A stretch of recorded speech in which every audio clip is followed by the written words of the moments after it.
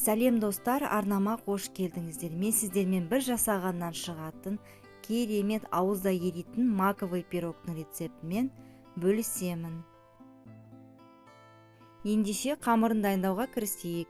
Бөлек ыдысымызға 10 миндальный мука, разрыхлитель, ванилин, мак осыларды өзара араластырып аламыз да бір шетке қоя тұрамыз.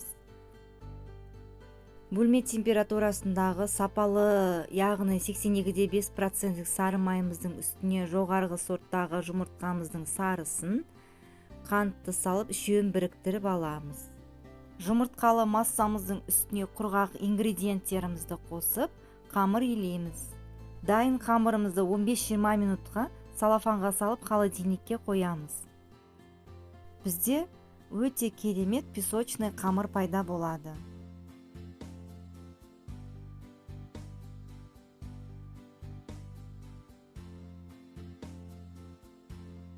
Қамырымыз демін алғанша біз меренга дайындайтын боламыз. Ол үшін жұмыртқаның ақ уызына шекерді 2 бөлікке бөліп қосып, жақсылап миксерлейміз. Бізде аппақ қою масса пайда болу қажет.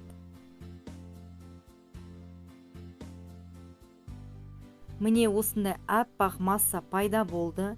Енді осының меренгамыздың үстіне жаңғақты блендерден өткізіп және кукурузный крахмалды қосып, лопаткамен жайлап, меренгамыз басылып қалмайтындай етіп, қозғай отыра араластырамыз. Міне меренгамыз дайын болды. Енді холодильниктен қамырымызды алып, 1/2 бөлікке бөліп аламыз. Менде әр қамырдың салмағы 245 граммнан шықты. Енді осы 2 қамырды пергаментті төсей отыра, пергаменттің үстіне, яғни жайып, 4 бұрышты етіп, әдемілеп, бірдей етіп жайып аламыз.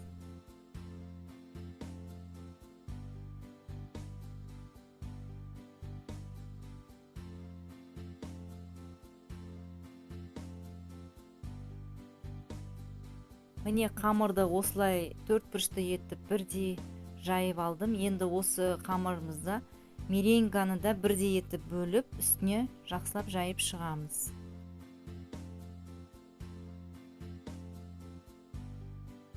Меренганы қамырдың үстіне жайғастырғанда қамырдың шетіне дейін жақпаймыз. Өйткені ыстыққа кірген кезде меренга жайылып, ісініп қамырдан асып кетуі мүмкін.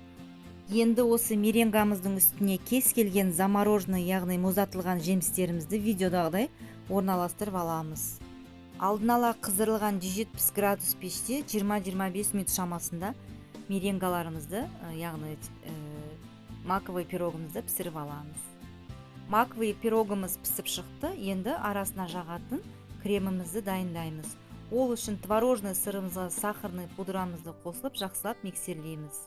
Үстіне салқын сливкемізді қосып, тағы да жақсылап қою масса болғанша жақсылап миксерлейміз.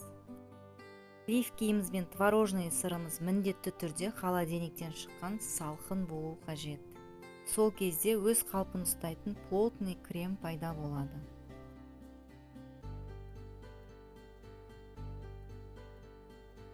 Міне креміміз дайын болды. Енді осындай кондитерский мешокқа салып, маковый пирогымыздың біреуінің бетіне видеодағыдай орналастырып шығамыз.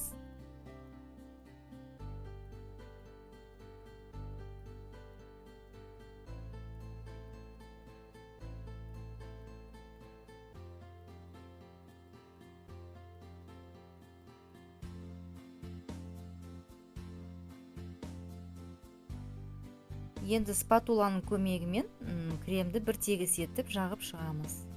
Екінші слой коржымызды кремнің үстіне жақсылап орналастырамыз.